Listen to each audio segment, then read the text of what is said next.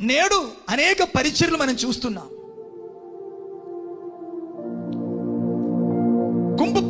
గొప్పల ప్రజల్ని పోగు చేసుకుంటున్నారు. ఆత్మ సంబంధమైన మనసు పుట్టించి వారిని పోగు చేస్తున్నారా? శరీరానుసారమైన మనసు పుట్టించి వారిని పోగు చేస్తున్నారా? అక్కడ కలుగుతున్న దుఃఖం ఎట్టుండిది? అక్కడ జరుగుతున్న పరిచర్య దేనికోసం? ఓ గొప్ప గుంపు అక్కడ వచ్చినది. ఎందుకు వచ్చారు? నాకు ఆర్థిక ఇబ్బంది ఉంది, నాకు రోగం ఉంది, నాకు కుటుంబం బాగలేదు, నాకు ఉద్యోగం లేదు, నాకు అనేక విధమైన అవసరాలు ఉంది. ఇదన్నీ ఒక్కొక్కరు ఒక దుఃఖం.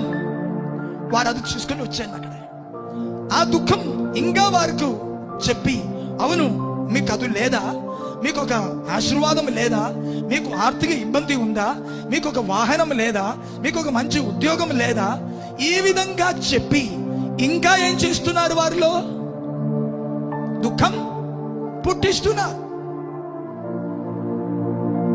ఇక్కడ రాగానే వారికి లేని దుఃఖం కూడా పుట్టుచున్నారు.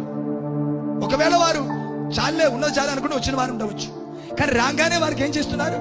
దురాశ వారిలో పుట్టిస్తున్నారు. మీరు ఇలాగుంటే చాలా, మీరు అభివృద్ధి పొందాలి, ఆస్వాదింపబడాలి, మీరు మంచి ఉద్యోగం చేసుకోవాలి, మంచిగా ఉండాలి, లోకములో మనము మంచిగా ఉండాలి. ఈ విధంగా వారిలోకి చెప్పడంగానే, ఆ బీజమాలో పడంగానే వారు కూడా ఏమవుతుంది? ఇప్పుడు అయ్యో నిజమే కాదా, నాకు ఒక మంచి ఉద్యోగం లేదు, మంచి ఒక ఇల్లు లేదు, నా దగ్గర డబ్బు లేదు, నేను చాలా బీద పరిస్థితిలో ఉన్నారని వారికి ఏమవుతుంది? దుఃఖం వస్తుంది. ఇంకా దుఃఖానికి పరిహారం చెప్తున్నారు. ప్రార్థన చేస్తాం, ప్రభువుని నమ్ముకో. నేను అడుగుచున్నాను, ఇటువంటి పరిచారకులు వారికి ఇవ్వాల్సిన పేరేంటి? మరణ పరిచారకులు. ఏంటి?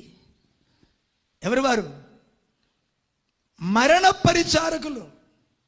లోకానుసారమైన దుఃఖం, లోకానుసారమైన ఆలోచన, లోకానుసారమైన ఆశలు ప్రజల్లో పుట్టించి దానికి పరిహారం వాగ్దానం చేసి, అట్టుండి దురాశలు వారిలో పుట్టించి నేడు క్రీస్తు సేవకులు అనబడిన వారు వేల వేల మందిని పోగు చేసుకుంటున్నారు.